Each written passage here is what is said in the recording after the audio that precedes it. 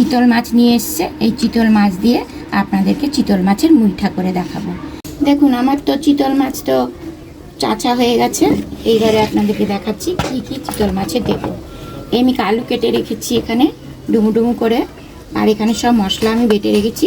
আপনাদেরকে সব কিছুই এক এক করে আমি দেখাবো। ফার্স্ট দিচ্ছি নুন, এর মধ্যে আছে ধনে জিরে বাটা, কাঁচা লঙ্কা একদম যে পাকা কাঁচা লঙ্কা সেটা আমি বেটে দিচ্ছি, আর দিচ্ছি আদা বাটা। আমি দুটো আলু এরকম করে টুকরো টুকরো করে কেটে নিয়েছি।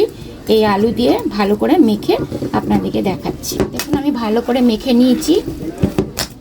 এইভাবে দেখুন ভালো করে মেখে নিতে হবে। জলটা একটু গরম হতে দেব।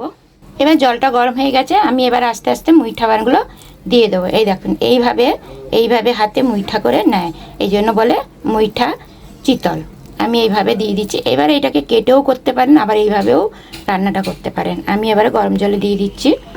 দেখুন আমার মুইঠা সেদ্ধ হয়ে গেছে, এবারে আমি নামিয়ে নিচ্ছি। এই দেখুন সেদ্ধ হয়ে গেছে, আমি এবার তুলে নিচ্ছি। কড়াই তেল দিয়ে দিচ্ছি, মুইঠাগুলো ভেজে নেব আর আলুগুলো ভেজে নেব। আগে আলু ভেজে নেব, তারপর আমি মুইঠাগুলো ভাজবো।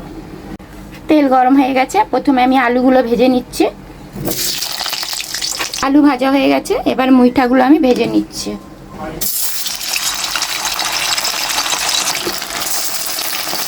দেখুন এরকম করে আমি মুইঠাগুলো সব ভেজে ভেজে নিচ্ছি।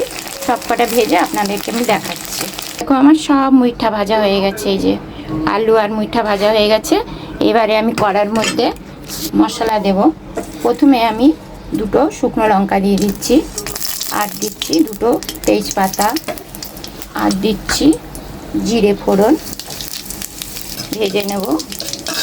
প্রথমে দিয়ে দিচ্ছি আদা বাটা, আদার গন্ধটা চলে যাবে। জিরে আর ধনে বাটা, টমেটো বাটা, আর লাল লঙ্কা বাটা, এগুলো কাঁচা লঙ্কা লাল যেটা সেটা, হলুদ। ভালো করে মশলাটাকে কষিয়ে নেব। দেখো মশলাগুলো কষে উঠেছে, জলটা মরে গেছে। এইবারে আমি একটু জল দিয়ে দেব, শিল দেওয়া জল একটু আরেকটু দিয়ে ভালো করে কষিয়ে নেব। আর দেব একটু চিনি। দেখো আমার মশলা কষে গেছে, মশলার মধ্যে ভাজা আলুগুলো দিয়ে দিয়েছি। ভাজা আলুগুলো দিয়ে একটু ভালো করে কষিয়ে নেব। আমি 5 মিনিটের জন্য ঢাকা দিয়ে দিচ্ছি, আলুটা যাতে তাড়াতাড়ি সেদ্ধ হয়ে যায়। দেখুন আমি চলে এসেছি, ঢাকনা খুলে দেখছি। দেখুন আমার মশলা কষে গেছে, আলু কষে গেছে, কি সুন্দর কালার হয়েছে। দেখুন আমি কিন্তু লাল কোনো কালার দিইনি, লাল লঙ্কা দিইনি, কাশ্মীরি লঙ্কা কিচ্ছু দিইনি। দেখুন পাকা লঙ্কা দিয়ে কি সুন্দর কালারটা হয়েছে। এবারে আমি জল ঢেলে দিচ্ছি, পরিমাণ মতন জল দিচ্ছি। ঝোলটা ফুটে উঠলেই আমি মাছ ছেড়ে দেবো। মুইঠাগুলো যে আমি ভেজে রেখেছি ওইগুলো ছেড়ে দেবো। দেখুন আমার ঝোল ফুটে উঠেছে, দেখুন কি সুন্দর কালার হয়েছে। দেখি শুধু দেখে দিন কি সুন্দর কালার হয়েছে। এবারে আমি মুইঠাগুলো ছেড়ে দিচ্ছি। মুইঠাগুলো ছেড়ে ভালো করে ফুটিয়ে নেব। একটু বেশি ফোটাবো না, তাহলে এগুলো গলে যাবে, ভেঙে যাবে, কারণ বেশি ফোটালে ভেঙে যায়। এইভাবেই আমি রেখে দিচ্ছি। এবার শিলা বাটা গরম মশলা দিয়ে দিচ্ছি। 5 মিনিটের জন্য ঢাকা দিয়ে রাখছি। দেখুন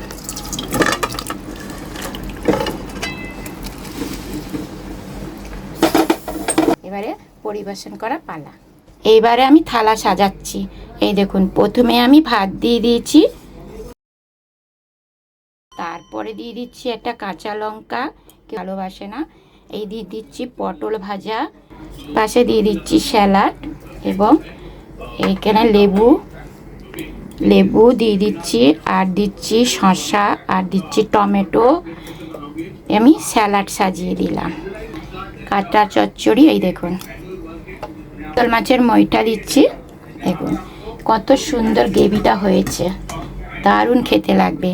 নিরামিষ আপনারা খেয়েছেন কি না অবশ্যই কমেন্ট করে বা লাইক করে জানাবেন, বা আপনার বন্ধুদের কাছ থেকে জিজ্ঞাসা করবেন, বা বন্ধুদের কাছে পৌঁছে দেবেন আমার এই রেসিপিটা, যে নিরামিষ মুইঠা চিতল মাছের মুইঠা খেয়েছেন কি না।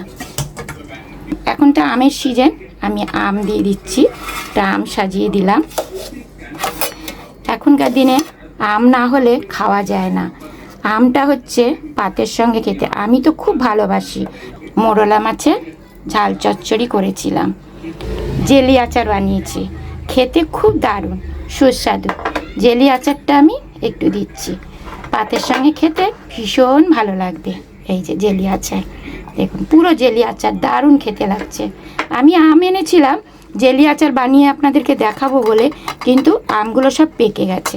পেকে যাওয়ার পরেও খেতেও খুব দারুণ হয়েছে, মিষ্টি। আমার থালিটা সাজানো হলে ভালো লাগলে অবশ্যই লাইক কমেন্ট করে দেবেন এবং আমার পাশে থাকবেন।